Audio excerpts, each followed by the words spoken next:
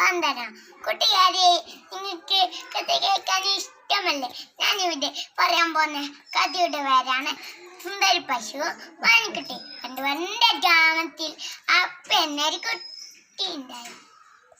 അവനൊരു പശുക്കുട്ടിയും ഉണ്ടായിരുന്നു. അപ്പൻ മപ്പു സുന്ദരിനെയും കുട്ടി പുല്ലുമീയാൻ പോകാൻ.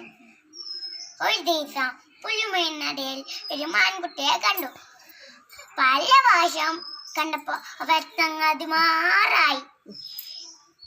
ഒരു ദിവസം പറഞ്ഞു മാൻകുട്ടി, എനപ്പരും കാട്ടിലേക്ക് വരുന്നു.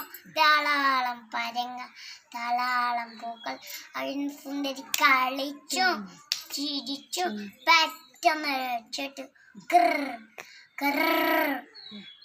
സുന്ദരി പേടിച്ചു പോയി.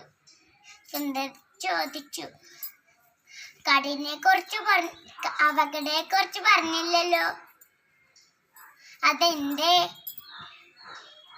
എനിക്കൊരു കാര്യം മനസ്സിലായി. പരിചയമില്ലാത്തവരോട് കൂട്ടുകൂട്ടരുത്. അത് പറഞ്ഞ സുന്ദരി വീട്ടിലേക്ക് പോയി.